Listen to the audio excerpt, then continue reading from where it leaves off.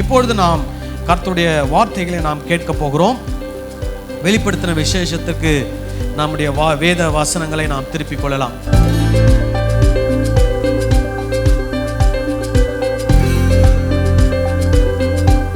இப்போ நம்ம வெளிப்படுத்தின விசேஷம் 14ஆம் அதிகாரத்தை நாம் பார்க்க போகிறோம். ஆனால் அதற்கு முன்னாடி 12, 13 பற்றி போன வாரம் உங்களுக்கு சொன்னதை பற்றி கடைசியில் ஒரு குறிப்பை நான் சொல்லுவதாக உங்களுக்கு சொல்லியிருந்தேன். ஸோ 12ஆம் அதிகாரம் 13ஆம் அதிகாரத்தில் என்ன இருக்கிறதுன்ற மறுபடியும் உங்களுக்கு நான் சொல்கிறேன்.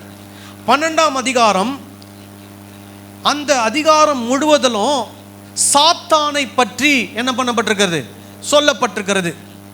என்னது, ஒரு வலு சர்ப்பம் என்று சொல்லப்பட்டிருக்கிறது. அப்போ அது முழுக்க முழுக்க யாரை பற்றி சொல்லுகிறது? சாத்தானை குறித்து சொல்லப்படுகிறது.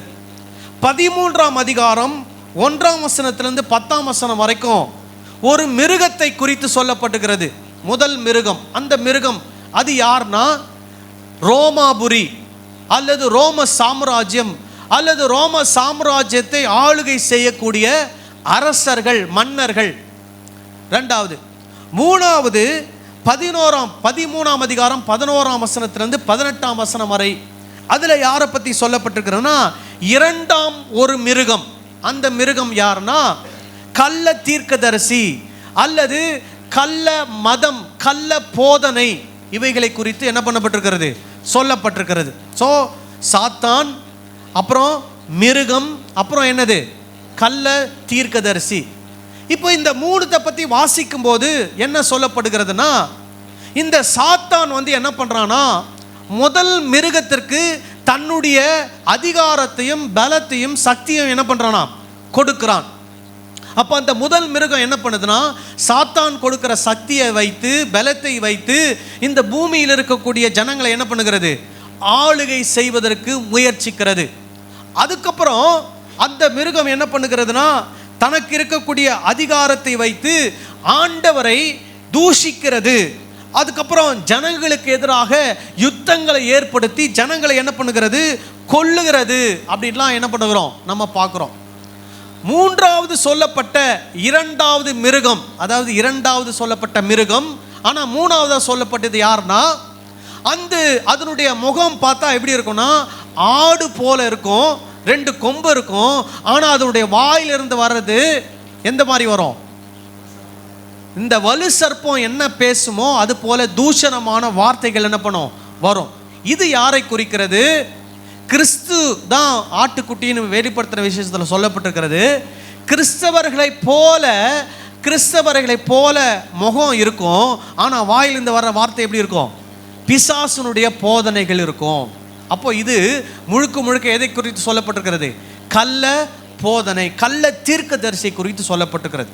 இப்போ இந்த கள்ள தீர்க்கதரிசி என்ன செய்வார் அப்படின்னா, அந்த கள்ள தீர்க்கதரிசி ஜனங்களை வசியப்படுத்தி அல்லது ஏமாற்றி இந்த முதல் மிருகத்தை வழிபடும்படி, ஆராதிக்கும்படி, தொழுது கொள்ளும்படி இந்த தீர்க்கதரிசி என்ன பண்ணுவானா, ஜனங்களை ஏமாற்றி திசை திருப்புவான்.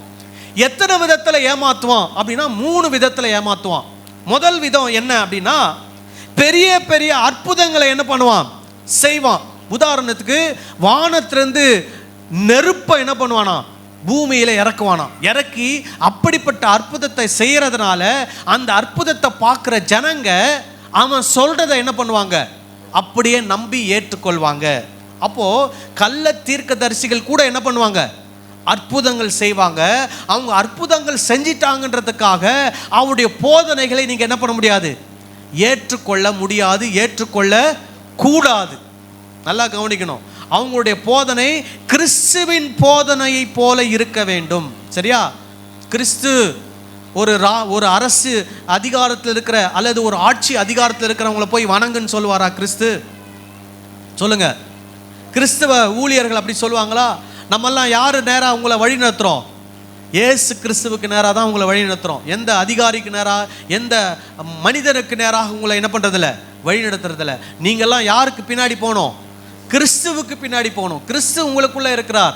அவர் தான் நம்ம வாழ்க்கையில் என்னது முக்கியம். அவரை தவிர வேற யாரையும் நம்ம என்ன பண்ண முடியாது, முக்கியத்துவப்படுத்த முடியாது. ஆனா இந்த கள்ளத்தீர்க்கதரிசி அந்த ராஜ்யத்தையும் ராஜாவையும் அதிகாரத்தையும் அவர் என்ன பண்றாராம், முக்கியத்துவப்படுத்தி அந்த ராஜாவுக்கு ஒரு சிலையை உண்டாக்கி அந்த சிலைக்கு உயிரை கொடுத்து அந்த சிலையை போய் என்ன பண்ணணுமா, வணங்கணும் அப்படின்னு இந்த கள்ளத்தீர்க்கதரிசி சொல்றான். சரி, முதல்ல அற்புத அடையாளம் செஞ்சு ஜனங்களை என்ன பண்றான், ஏமாத்துறான். ரெண்டாவது என்ன பண்றான், இந்த உருவாக்கப்பட்ட அந்த உருவத்தை வணங்கவில்லை என்றால் என்ன பண்ணப்படுவார்கள், கொள்ளை செய்யப்படுவார்கள். ஸோ ரெண்டாவது ஜனங்களை எப்படி பயமுறுத்துறான், நீ கொல்லப்படுவ. இப்போ நீங்க பழைய ஏற்பாட்டில் என்ன சொல்றாங்க, சாத்ராக் மேஷாக் ஆபேத் நேகோன்று 3 பேர். அந்த சிலையை அவங்க வணங்கலைன்னா அவங்க எங்க போடப்படுவாங்க, அக்னி சூளையில போடப்படுவாங்க. அப்போ கொல்லப்படுவாங்கன்னு என்பது அர்த்தம். அதே மாதிரி தான் இன்னைக்கு அந்த 1ஆம் நூற்றாண்டில் யோவான் சொல்றாரு, இந்த கள்ளத்தீர்க்கதரிசி என்ன பண்ணுவானா, அந்த அதிகாரத்தில் இருக்கிறவங்களுக்கு ஒரு உருவத்தை உண்டாக்கி அந்த உருவத்துக்கு உயிர் கொடுத்து இவங்களை ஜனங்களை என்ன பண்ணுவானா, மிரட்டுவான். யாரெல்லாம் அந்த உருவத்தை நீங்க வணங்கலையோ நீங்க என்ன பண்ணப்படுவீங்க, கொல்லப்படுவீங்க. அது 13ஆம் அதிகாரம் 15வது வசனத்தில் அதை பற்றி சொல்லப்பட்டிருக்கிறது. அதுக்கப்புறம் அந்த 16ஆம் வசனத்திலிருந்து 18ஆம் வசனம் வரைக்கும் என்னன்னா, மறுபடியும் அந்த கள்ள போதகர் என்ன சொல்லுவார்னா, இந்த உருவம் இருக்குது இல்லையா, இந்த அதிகாரம் இருக்குது இல்லையா, இந்த மிருகத்தினுடைய அடையாளத்தை உங்க நெற்றியில என்ன பண்ணுவோம், போடுவோம், உங்க கையில போடுவோம். இந்த அடையாளத்தை பெற்றுக்கொள்ளாதவர்கள் என்ன பண்ண முடியாது, வியாபாரம் பண்ண முடியாது, வாங்க முடியாது, விற்க முடியாது, நீங்க உங்க பிழைப்பையே என்ன பண்ண முடியாது, நடத்த முடியாது. இப்போ இங்க இருக்கிறவங்கள இது வரைக்கும் நான் எங்கேயும் போய் எதுவுமே வாங்கினதில்லைன்னு சொல்றவங்க யாராவது இருக்கிறீங்களா?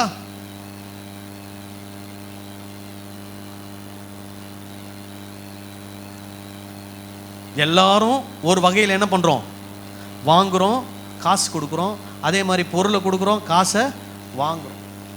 அப்போ அந்த காலத்துல என்ன இந்த கள்ளத்தீர்க்கதரிசி என்ன பண்றான், இந்த மிருகத்தினுடைய நீங்க லக்கத்தை உங்கள் நெத்தியிலையும் உங்க கையிலையும் நீங்க போட்டுக்கலனா நீங்க என்ன பண்ண முடியாது, விற்க முடியாது, வாங்க முடியாதுன்னு ஜனங்களை என்ன பண்றான், பயமுறுத்துறான்.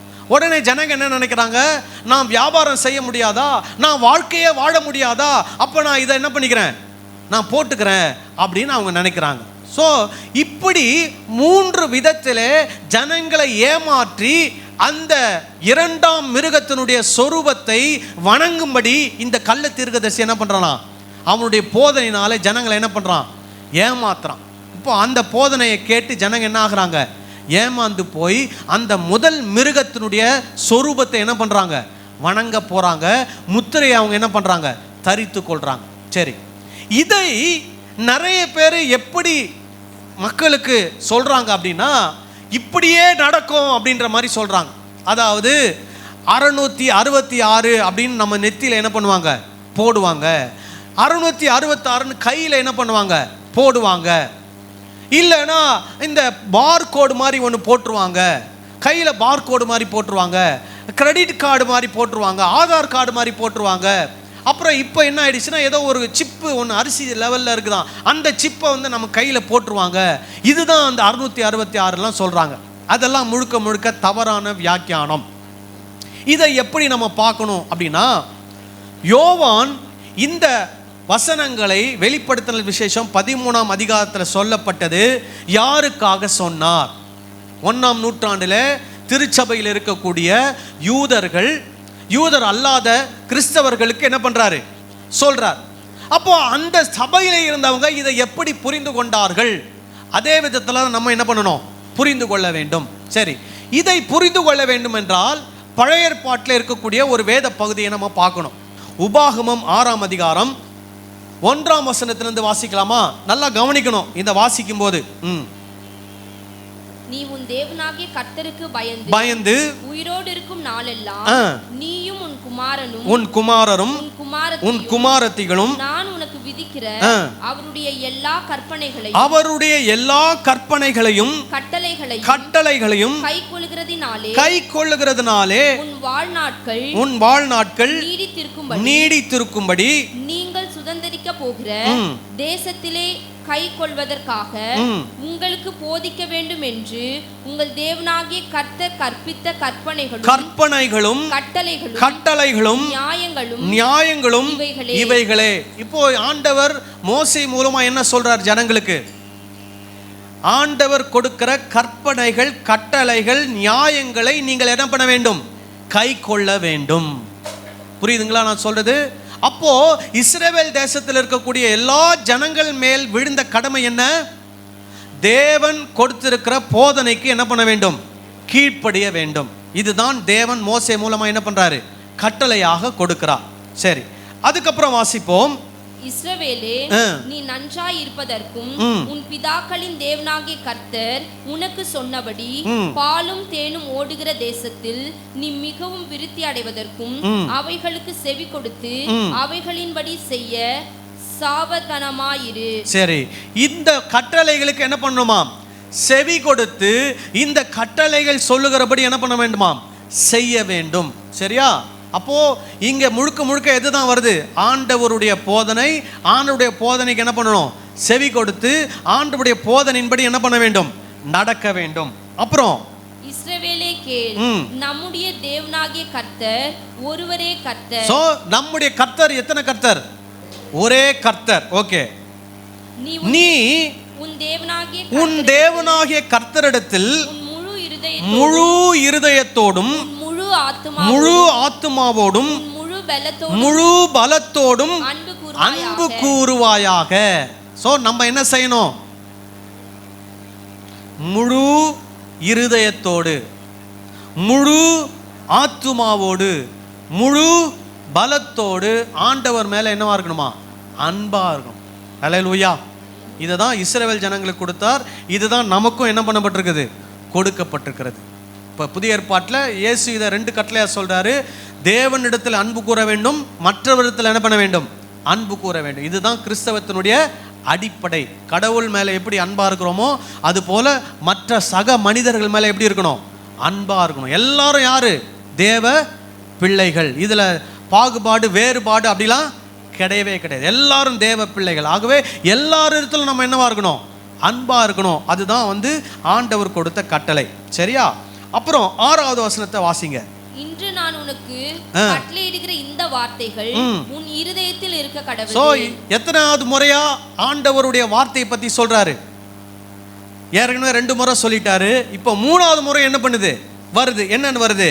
இன்று நான் உனக்கு கட்டளையிடுகிற இந்த வார்த்தைகள் உன் இருதயத்தில் இருக்க கடவுது. அப்புறம் நீ அவைகளை உன் பிள்ளைகளுக்கு கருத்தாய் போதித்து நீ உன் வீட்டில் உட்கார்ந்திருக்கிற போதும், வழியில் நடக்கிற போதும், படுக்கும் போதும், எந்திரிக்கும் போதும் அவைகளை குறித்து என்ன பண்ணுமா?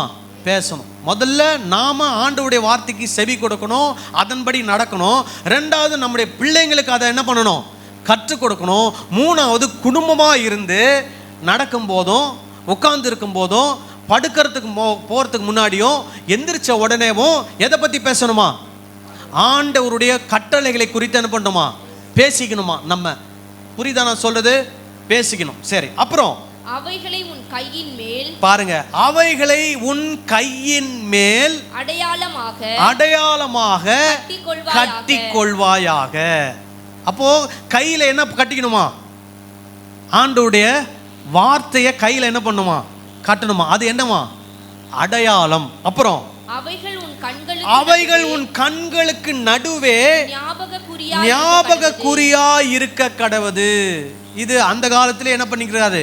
மோசே மூலமா ஆண்டவர் கொடுத்திருக்கிறார். சோ கையில ஒரு அடையாளம், நெத்தியில ஒரு அடையாளம்.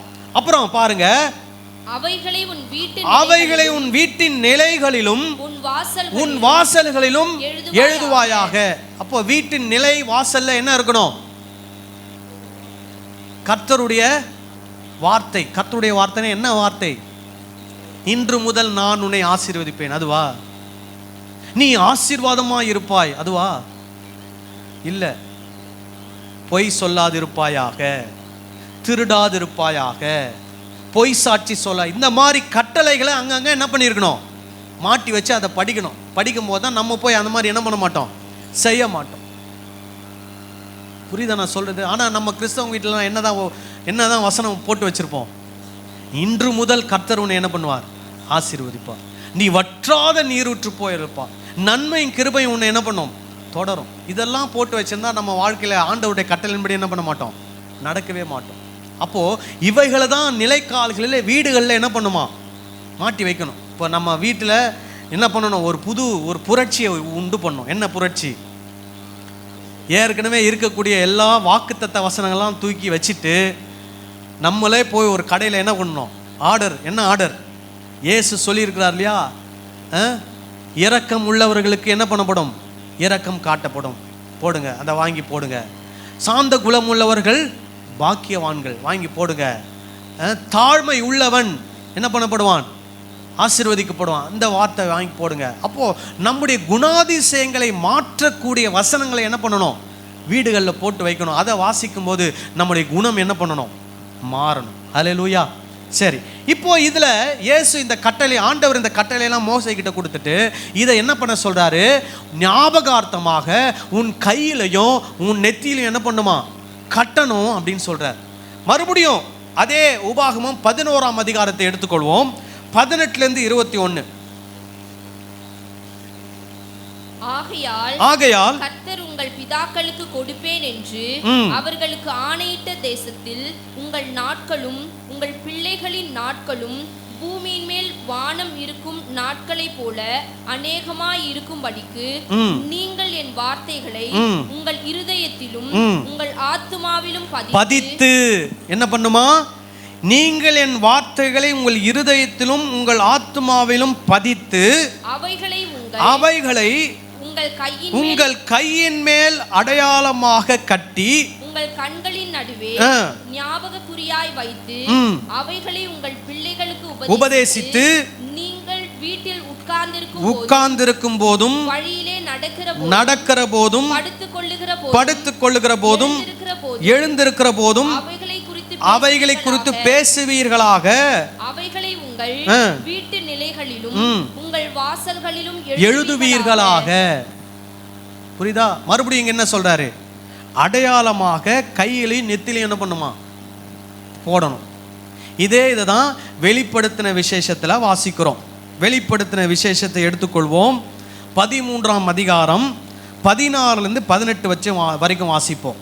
அது சிறியோர் பெரியோர், ஐஸ்வர்யவான்கள், தரித்திரர், சுயாதீனர், அடிமைகள், இவர்கள் யாவரும் தங்கள் வலது கையிலாவது நெற்றிகளிலாவது ஒரு முத்திரையை பெறும்படிக்கும் அந்த மிருகத்தின் முத்திரையாவது அதன்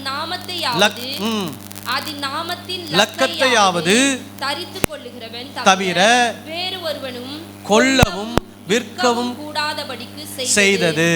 சோ இந்த வெளிப்படுத்தின விசேஷத்துல என்ன பண்ணுமா, நெத்தியிலையும் கையிலையும் என்ன வச்சுக்கணுமா, அந்த மிருகத்தினுடைய லக்கம் அல்லது அந்த மிருகத்தினுடைய முத்திரை அல்லது அதனுடைய நாமத்தின் லக்கத்தை என்ன பண்ணுமா, தரித்து கொள்ள வேண்டும். அப்புறம் அந்த அடுத்த வசனத்துல சொல்லும், அதனுடைய லக்கம் என்னன்னா 666 அப்படின்னு சொல்லியிருக்கோம். சரியா? இப்போ மறுபடியும் பழைய ஏற்பாட்டுக்கு வருவோம். பழைய ஏற்பாட்டில் ஆண்டவர் சொன்ன வார்த்தை என்ன, என்னுடைய கட்டளைகள், என்னுடைய நியமங்கள், கற்பனைகளை என்ன பண்ணணும், நீங்க கை கொள்ளணும், அவைகளை ஞாபகக்குறியாக நெத்தியிலும் கையிலும் என்ன பண்ணணும், வச்சுக்கணும்.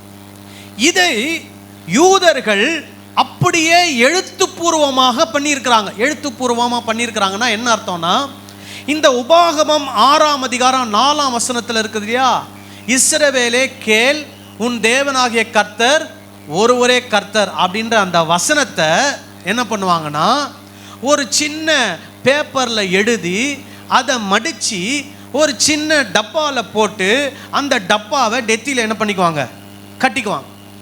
அதே மாதிரி இன்னொரு டப்பாவை ரெடி பண்ணி அதை ரைட் கையில் என்ன பண்ணுவாங்க, ரைட் கையிலையோ லெஃப்ட் கையிலையோ என்ன பண்ணிக்குவாங்க, கட்டிக்குவாங்க. ஏன்? ஆண்டவர் என்ன சொல்லியிருக்கிறாரு, இது அடையாளமா என்ன பண்ணு, கட்டு. ஏன் அதை மட்டும் கட்டிக்கிறாங்கன்னா, ஆண்டவர் தான் கர்த்தர். ஆண்டவர் கர்த்தர்னா கர்த்தர் சொன்ன கட்டளையின்படி என்ன பண்ணணும், நடக்கணும். இது அதனுடைய அர்த்தம் அதுதான். சரி, உங்களுக்கு ஒரு பிக்சர் போட்டு காட்டுறேன்.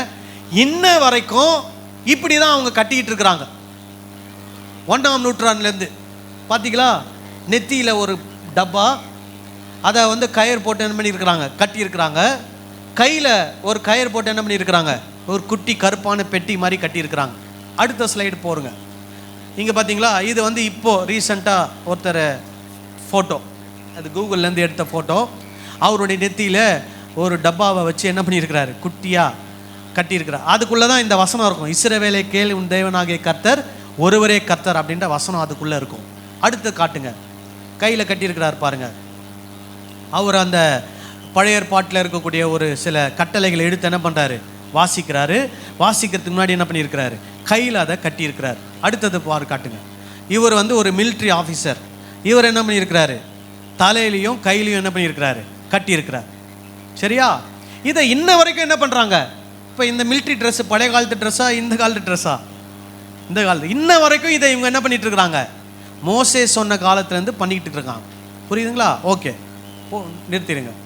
இதனுடைய அர்த்தம் என்ன, அதுதான் முதல்ல நம்ம புரிஞ்சுக்கணும். இப்போ இதை வந்து அடையாளமாக வச்சிருக்கிறாங்க, ஆனால் இதில் ஒரு அர்த்தம் ஒன்று இருக்குது. என்ன அர்த்தம் அப்படின்னா, கர்த்தர் கொடுத்த போதனைகள் உங்களுடைய மனதில் இருக்க வேண்டும், அது உங்களுடைய செயலில் இருக்க வேண்டும். இதுதான் இதனுடைய அர்த்தம்.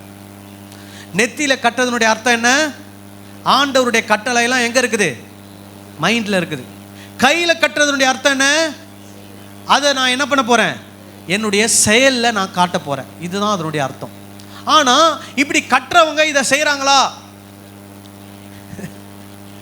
யோசிச்சு பார்க்கணும். இதை மாதிரி கட்டுறவங்க ஆண்டவர் சொன்ன மாதிரி செய்கிறாங்களா, அது யோசிச்சு பார்க்கணும். சரியா? இப்போ இது கட்டுறது பெருசு இல்லை, இதன்படி செய்கிறது தான் பெருசு. ஓகே, இதை வெளிப்படுத்தின விஷயத்துக்கு கொண்டு வரணும். என்ன அப்படின்னா, இந்த பாரம்பரியத்தில் வந்த யூதர்கள் இதுவரைக்கும் ஆண்டவருக்கு உண்மையாயிருந்து ஆண்டவருடைய கட்டளைகளை மனதில் எடுத்துக்கொண்டு ஆண்டவருடைய கட்டளையை தங்களுடைய செயல்களில் என்ன பண்ணியிருக்கிறாங்க, செயல்படுத்தி வந்திருக்கிறாங்க. ஆனால் இப்போ ஒரு கள்ள தீர்க்கதரிசி வந்து என்ன சொல்கிறான் அப்படின்னா, நீங்கள் இப்போ என்ன பண்ண போறீங்கன்னா, ஆண்டவரை விட்டுட்டு இந்த மிருகத்துக்கு பின்னாடி என்ன பண்ண போறீங்க, போக போறீங்க.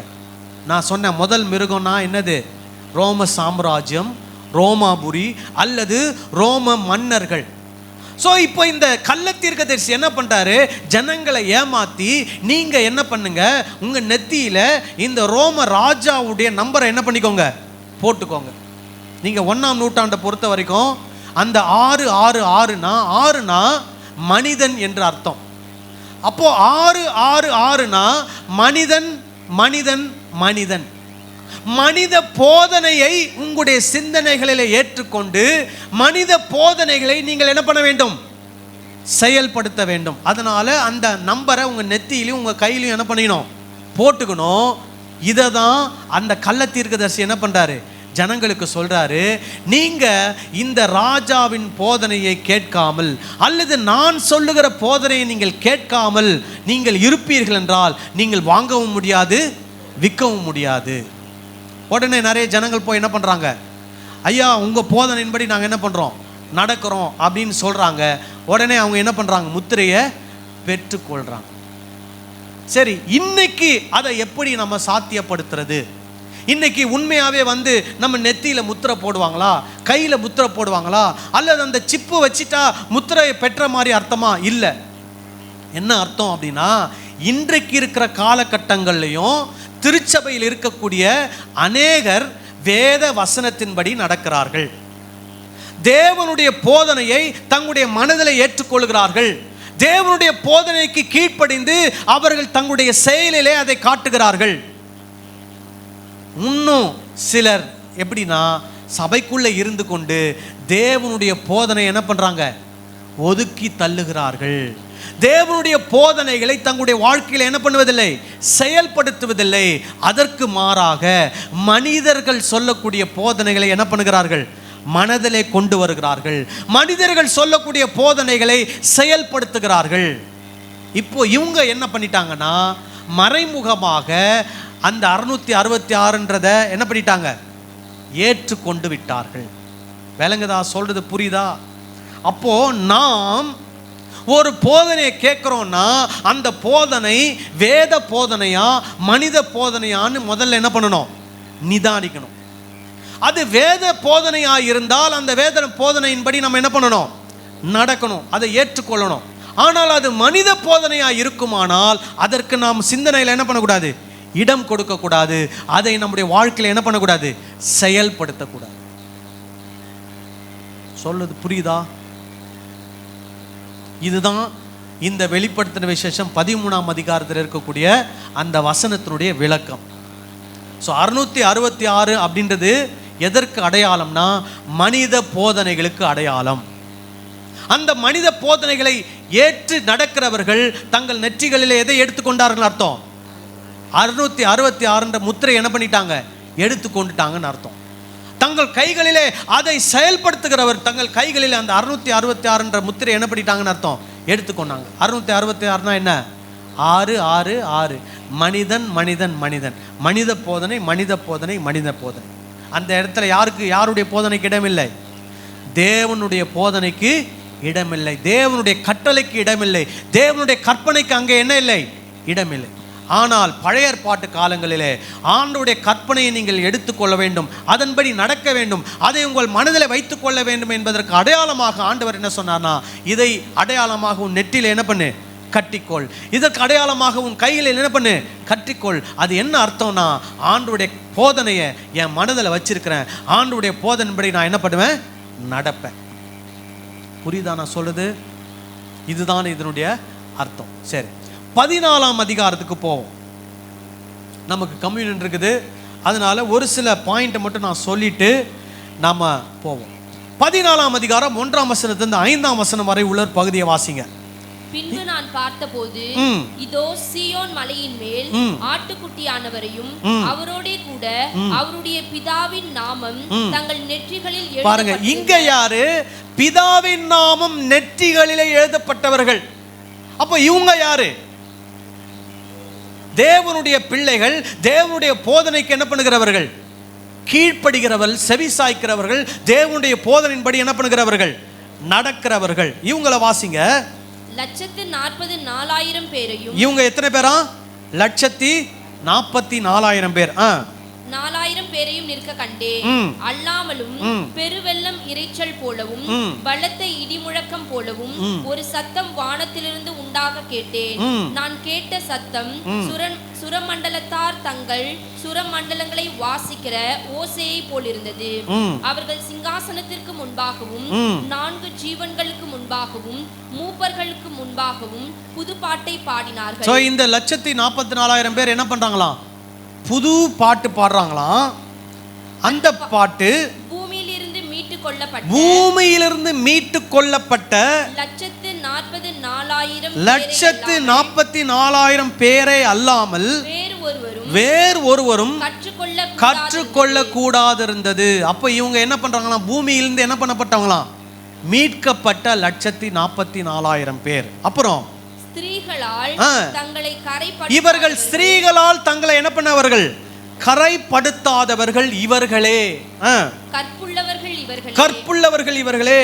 ஆட்டுக்குட்டியானவர் எங்கே போனாலும் அவரை பின்பற்றுகிறவர்கள் இவர்களே. இவர்கள் மனுஷரில் இருந்து தேவனுக்கும் ஆட்டுக்குட்டியானவருக்கும் முதற் பலனாக மீட்டுக் கொள்ளப்பட்டவர்கள். இவர்களுடைய வாயிலே கபடம் காணப்படவில்லை. இவர்கள் தேவனுடைய சிங்காசனத்திற்கு முன்பாக மாசில்லாதவர்களாய் இருக்கிறார்கள். சரி, இங்கேயும் 144,000 பேரை பத்தி என்ன பண்ணப்பட்டிருக்குது? சொல்லப்பட்டிருக்குது. சரி, இந்த 144,000 அப்படின்னு சொன்னா என்ன கணக்கு அப்படின்னா 12 × 12 எவ்வளோ? 144 இன்ட்டு ஆயிரக்கணக்கான அப்படின்னா 144,000. ஸோ இந்த 12 அப்படின்னு வரும்போது அது யாரை குறிக்கிறது? தேவ ஜனங்களை குறிக்கிறது. இப்போ நீங்கள் 144,000 உடனே அதை எப்படி எடுத்துக்கூடாதுன்னா 143,999 அப்புறம் 144,000 144,001 அப்படி எடுக்கக்கூடாது. 144,000னா அது ஒரு கணக்கு. 12 × 12 × ஆயிரக்கணக்கான அப்படின்னா பழைய ஏற்பாட்டில் இருக்கக்கூடிய தேவ ஜனங்கள், புதிய ஏற்பாட்டில் இருக்கக்கூடிய தேவ ஜனங்கள் எல்லாரையும் சேர்த்து இது என்ன பண்ணப்படுகிறது? சொல்லப்படுகிறது. இப்போ இந்த புதிய ஏற்பாட்டு காலங்களில் சொல்லும்போது அது குறிப்பாக யாரை குறித்து சொல்லப்படும்? திருச்சபை ஜனங்களை குறித்து என்ன பண்ணப்படுகிறது? சொல்லப்படுகிறது. இவங்கெல்லாம் எங்க வந்து மீட்கப்பட்டவர்களாம்? பூமியிலிருந்து மீட்கப்பட்டவர்கள். அப்படின்னா எப்படிலாம் மீட்கப்பட்டிருப்பாங்கன்னா, அவங்க இந்த இந்த உபத்திரவத்தில் என்ன பண்ணப்பட்டவங்க? கொலை செய்யப்பட்டவர்கள், கிறிஸ்துவுக்காக வாழ்ந்து மரித்தவர்கள். இவர்கள் இந்த உலகத்திலிருந்து என்ன பண்ணப்பட்டிருக்கிறார்கள்? மீட்கப்பட்டு தேவ ராஜ்யத்தில் சேர்க்கப்பட்டு தேவனுடைய சிங்காசனுக்கு முன்பாக நின்று ஒரு புது பாட்டை என்ன பண்ணி கொண்டிருக்கிறாங்களாம்? பாடிக்கொண்டிருக்கிறார்கள். ஹல்லேலூயா. இப்போ இதே குறித்து 7ஆம் அதிகாரத்தில் சொல்லப்பட்டிருக்கிறது. 7ஆம் அதிகாரம் நான் ஏற்கனவே சொல்லியிருக்கேன், வெளிப்படுத்தின விஷயத்தில் சொல்லப்பட்டதே என்ன பண்ணப்படும்? திரும்ப சொல்லப்படும். சொன்னதையே திரும்ப சொல்லுவாங்க. கொஞ்சம் அதிக இம்ப்ரூவ்மெண்ட் பண்ணி என்ன பண்ணுவாங்க? கூடுதல் தகவலோடு சொல்லுவாங்க. 7ஆம் அதிகாரத்தை எடுத்துக்கொள்வோம். அங்கே 3ஆம் வசனம் 4ஆம் வசனத்தை வாசிக்கலாமா? நாம் நமது தேவனுடைய ஊழியக்காரரின் நெற்றிகளில் முத்திரை போட்டு. பாருங்க, இங்க நெத்தியில முத்திரை போடுறாங்க. இது யாருடைய முத்திரை? தேவ முத்திரை. இது ஏன் போடுறாங்க? யாருக்கு போடுறாங்கன்னா, தேவனுடைய வார்த்தைக்கு கீழ்ப்படிந்து அவருடைய போதனையை தங்களுடைய வாழ்க்கையில செயல்படுத்துகிறவர்களுக்கு தேவனுடைய முத்திரை என்ன பண்ணப்படுகிறது? போடப்படுகிறது. ஆனால் 13ஆம் அதிகாரத்தில் மனித போதனை பின்பற்றுகிறவர்கள், மனித செவிகள், தீர்க்கதரிசி, கள்ள தீர்க்கதரிசனுடைய சத்தத்துக்கு செவி கொடுத்து மனித போதனைகளை கேட்டு அதன்படி நடக்கிறவர்களுக்கு என்ன முத்திரை போடப்படுகிறது? 666 முத்திரை போடப்படுகிறது. இங்க வாசிங்க மறுபடியும். 7 நமது தேவனுடைய ஊழியக்காரரின் நெற்றிகளில் முத்திரை போட்டு தீருமளவும் பூமியையும் சமுத்திரத்தையும் மரங்களையும் சேதப்படுத்தாதிருங்கள் என்று மகா சத்தமிட்டு கூப்பிட்டான். முத்திரை போடப்பட்டவர்களின் தொகையை சொல்ல கேட்டேன். இஸ்ரவேல் புத்திரருடைய சகல கோத்திரங்களிலும் முத்திரை போடப்பட்டவர்கள் 144,000 பேர். 144,000 பேர். ஸோ அதே இதை தான் எங்க வாசிக்கிறோம்? 13ஆம் அதிகாரத்தில் இன்னொரு முத்திரையை பற்றி வாசிக்கிறோம். இந்த முத்திரை என்ன முத்திரை? 666 என்ற முத்திரை. அப்புறம் 14ஆம் அதிகாரத்தில் மறுபடியும் முத்திரை போடப்பட்டவர்களை பற்றி என்ன பண்ணுறோம்? வாசிக்கிறோம். அவங்க யாரு? தேவனுடைய முத்திரையை பெற்றவர்கள். விளங்குதா? இப்போ நான் சொல்றது புரியுதா? முன்னாடியே அவங்கள முத்திரை போட்டு ஆண்டவர் அவங்களை என்ன பண்ணிட்டாரு? சேர்த்துக்கிட்டார். சொன்னதையே மறுபடியும் என்ன பண்ணுறாங்க? 14ஆம் அதிகாரத்தில் சொல்கிறாங்க. ஏன் சொல்கிறாங்கன்னா, 13ஆம் அதிகாரத்தில் மனித போதனைகளை கேட்டு முத்திரை போட்டவர்கள் சிலர் இருக்கிறார்கள். அவர்களுக்கும் தேவனால் முத்திரை போடப்பட்டவர்களுக்கும் உள்ள வித்தியாசத்தை காட்டும்படிக்கு 14ஆம் அதிகாரத்தில் மறுபடியும் என்ன பண்ணப்படுகிறது? அதை பற்றி சொல்லப்படுகிறது. இப்போ இந்த 14ஆம் அதிகாரத்தில் சொல்லப்பட்ட இந்த 144,000 பேரில் புதுசாக சொல்லப்பட்ட தகவல் என்ன அப்படின்னா, 14ஆம் அதிகாரத்துக்கு வருவோம். அங்க புதுசாக சொல்லப்பட்ட தகவல் 8வது வசனத்தை 8வது வசனம் இல்ல, 4வது வசனத்தை வாசிப்போம். ஸ்திரீகளால் தங்களை கரைப்படுத்தாதவர்கள். நல்லா கவனிங்க. இப்போ ஸ்திரீகளால் கரைப்படுவதுனா என்ன அப்படின்னா, நிறைய பேர் இன்னைக்கு நிறைய சபையில எப்படி புரிஞ்சு வச்சிருக்கிறாங்கன்னா, கல்யாணம் பண்ணக்கூடாது அப்படின்னு புரிஞ்சு வச்சிருக்கிறாங்க. கல்யாணம் பண்ணா ஸ்திரீயால் என்ன பண்ணுவாங்களாம்? கரைப்பட்டுருவாங்களாம். அப்போ ஸ்திரீகள்னா யாரு? தீண்டத்தகாதவர்களா? பழைய காலத்துலலாம் என்ன நடக்கும்? சில கீழ் ஜாதியில் இருக்கிறவங்கள மேல் ஜாதிக்காரங்க என்ன பண்ண மாட்டாங்க? வீட்டுக்குள்ளே சேர்க்க மாட்டாங்க. ஏன்னா வீட்டுக்குள்ளே வந்தால் என்ன ஆகிடும்? தீட்டாயிடும். அவங்களுக்கு ஏதாவது ஒரு பொருளை கொடுத்தா அவங்கள தொடாமல் என்ன பண்ணுவாங்க? கொடுப்பாங்க. ஏன்னா அவங்க தொட்டுட்டா இவங்களுடைய ஆச்சாரம் என்ன ஆகிடுமா? தீட்டாயிடும். இப்படி ஒரு கலாச்சாரம் முந்தைய காலங்களில் இருந்தது. இன்னைக்கு அதெல்லாம் என்ன ஆகிட்டு வருது? மாறிக்கொண்டு வருகிறது. இப்போ இந்த இடத்துல இந்த வார்த்தை சொல்லப்பட்டிருக்கிறது, இவங்க ஸ்திரீகளால் என்ன பண்ணாதவர்கள்? கரைப்படாதவர்கள். இத உண்மையான அர்த்தம், இது ஒரு அடையாளம் தான். ஸ்திரீன்றது ஒரு அடையாளம், கரைன்றது ஒரு அடையாளம். இது என்னன்றதை உங்களுக்கு நான் சொல்றேன், இதனுடைய அர்த்தம். இப்போ இதனுடைய வசனம் இதே 14ஆம் அதிகாரம் 8ஆம் வசனத்தை வாசிங்க. வேறொரு தூதன் பின் சென்று பாபிலோன் மகாநகரம் விழுந்தது. தன் வேசித்தனமாகிய உக்கிரமான மதுவை சகல ஜாதிகளுக்கும் குடிக்க கொடுத்தாளே என்றான். இப்போ இந்த பாபிலோனை ஆண் போல சித்தரிக்கிறாங்களா, பெண் போல சித்தரிக்கிறாங்களா? பெண் போல சித்தரிக்கிறாங்க. புரியுதா? அப்போ பாபிலோன் என்கிற நகரம் அதை பெண் போல சித்தரிக்கிறாங்க. அந்த பாபிலோன் என்ன ஆயிடுச்சான்? விழுந்து போய்விட்டது. ஏன்னா அந்த பாபிலோன் என்பது, அந்த நகரம் என்ன பண்ணியிருக்குன்னா, அங்க இருக்கிற ஜனங்களுக்கு ஒரு உக்கிரமான மதுவை என்ன பண்ணிச்சான்? குடிக்க கொடுத்துச்சான். அது என்ன உக்கிரமான மது? வேசித்தனம். ஸோ பொதுவாக பழைய ஏற்பாட்டில் வேசித்தனம்னாலே விக்கிரக ஆராதனைக்கு அது என்னது? அடையாளம், ஒப்பாக சொல்லப்பட்டது. அப்போ அந்த பாபிலோன் தேசத்தில் அல்லது அந்த நகரத்தில் இருக்கக்கூடிய ஜனங்களை விக்கிரக ஆராதனைக்கு நேராக என்ன பண்ணலாம்? வழி நடத்தினதாக சொல்லப்படுகிறது. அந்த பாபிலோன் ஒரு பெண்ணை போல என்ன பண்ணப்படுகிறது? சொல்லப்படுகிறது. சரி, இந்த இடத்துல பாபிலோன்னு சொல்லாலும் அது யாரை குறிக்கிறதுனா ரோமாபுரியை குறிக்கிறது. ஸோ 1ஆம் நூற்றாண்டில் ரோமாபுரி அல்லது ரோம அரசு, ரோம சாம்ராஜ்யம் என்ன பண்ணுச்சுன்னா ஜனங்களை எதுக்கு நேராக வழிநடத்துது? விக்கிரக ஆராதனைக்கு நேராக வழிநடத்துது. 13ஆவது அதிகாரத்தில் வாஸ்தவம் இல்லையா? என்ன வாஸ்தவம்? அந்த ராஜா என்ன பண்ணுவார்? தூஷணமான வார்த்தைகளை அந்த மிருகம் என்ன பண்ணுகிறது? பேசுகிறது. அந்த மிருகத்துக்கு நேராக இணையாக என்ன பண்ணுறாங்க? ஒரு சொரூபத்தை உண்டாக்கி அந்த சொரூபத்தை என்ன பண்ண சொல்கிறாங்க? வணங்க சொல்கிறாங்க. நீங்கள் 1ஆம் நூற்றாண்டில் பார்த்தீங்கன்னா எம்பரர் வர்ஷிப், மன்னர் வழிபாடு என்ற ஒரு முறைமை இருந்தது. அது எப்போ காலத்திலிருந்து இருக்குது? நேபுகாத் நேச்சார் காலம். நேபுகாத் நேச்சார் எந்த ஊர் ஆண்டார்? பாபிலோனை ஆண்டவர். ஸோ பாபிலோனில் யார் சிறைப்பட்டு போனது? இஸ்ரவேலர்கள் சிறைப்பட்டு போனார்கள், யூதர்கள் சிறைப்பட்டு போனார்கள். அங்கே தான் சாத்ராக், மேஷாக், ஆபேத்நேகோ என்ன பண்ணப்பட்டாங்க? சிலையை வணங்குவதற்கு தள்ளப்பட்டார்கள், விக்கிரக ஆராதனை செய்வதற்கு வற்புறுத்தப்பட்டார்கள். இப்போ யோவான் மறைமுகமாக சொல்றாரு, நீங்கள்லாம் பாபிலோனில் அடிமையாக இருக்கும்போது விக்கிரக ஆராதனை செய்வதற்கு பாபிலோன் உங்களை என்ன பண்ணது? கட்டாயப்படுத்தினது. அதே போல இன்றைக்கு உங்களை அடிமையாய் வைத்திருக்கக்கூடிய ரோம சாம்ராஜ்யம் உங்களை என்ன பண்ணுகிறது? விக்கிரக ஆராதனைக்கு உங்களை என்ன பண்ணுகிறது? கட்டாயப்படுத்துகிறது. நீங்கள் விக்கிரக ஆராதனை செய்யவில்லை என்றால் கொலை செய்யப்படுவீர்கள். இப்படிதான் ரோமாபுரி உங்களை என்ன பண்ணுது? கட்டாயப்படுத்து. அந்த விக்கிரக ஆராதனைக்கு தங்களை விட்டு கொடுக்காதவர்கள் தான் யாரு? ஸ்திரீயினால் கரைப்படாதவர்கள். விக்கிரக ஆராதனைக்கு தங்களை விட்டு கொடுத்திருப்பாங்கன்னா அவங்க யாரு? ஸ்திரீகளால் கரைப்பட்டவர்கள். அப்போ அந்த 1ஆம் நூற்றாண்டில் நிறைய கிறிஸ்தவர்கள் கொல்லப்படுகிறார்கள். ஏன்னா அவங்க அந்த ரோமாபுரியில் சொல்லப்படுகிற விக்கிரக ஆராதனைக்கு தங்களை என்ன பண்ணவில்லை? விட்டு கொடுக்கவில்லை, தங்களை ஒப்பு கொடுக்கவில்லை. புரியுதா நான் சொல்றது? அப்போ அவங்க ஸ்திரீயால் என்ன பண்ணல?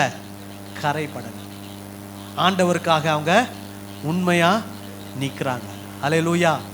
அப்புறம் பாருங்க, ஸ்திரீயால் கரைப்படாதவர்கள் கற்புள்ளவர்கள். இவங்க யாரு? கற்புள்ளவர்கள். இவங்க என்ன விசுவாசத்தில் இருக்கிறாங்க? எங்க ஆண்டவர் மட்டும்தான் இயேசு, எங்க ஆண்டவர் மட்டும்தான் தெய்வம், வேற எந்த தெய்வத்துக்கிட்டையும் நாங்கள் என்ன பண்ண மாட்டோம், போக மாட்டோம், அவர் மட்டும்தான் ஆண்டவர் என்ற அந்த பக்தியில உறுதியாக இருக்கிறார்கள். ஆகவே இவங்க யாரு? கற்புள்ளவர்கள்.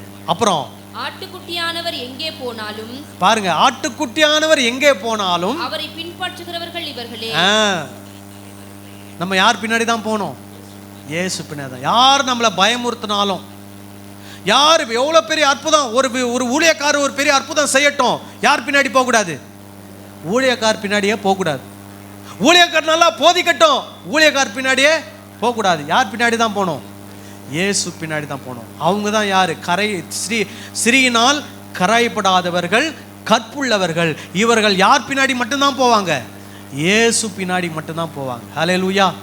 அப்புறம் அவங்க ஆட்டுக்குட்டியானவருக்கு பின்னாடி போறாங்க. அப்புறம் இவர்கள் மனுஷரில் இருந்து தேவனுக்கும் ஆட்டுக்குட்டியானவருக்கும் முதற் பலன். ஆட்டுக்குட்டியானவருக்கு யாரா இவங்க? முதற் பலன். ஏன்னா அவங்க இயேசுக்காக உயிரை கொடுத்தவங்க, இவங்க முதற் பலனாக இருக்கிறார்கள். அப்புறம் இவங்க வாயில என்ன இல்லை?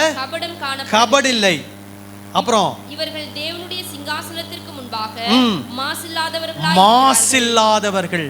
அல்லேலூயா. நீங்க கள்ள போதனைக்கு என்ன பண்ணக்கூடாது? இடம் கொடுக்கக்கூடாது. விக்கிரக ஆராதனைக்கு என்ன பண்ணக்கூடாது? இடம் கொடுக்கக்கூடாது. இயேசு மட்டுமே ஆண்டவர் என்ற அந்த விசுவாசத்தில் எப்படி இருக்கணும்? உறுதியா இருக்கணும்.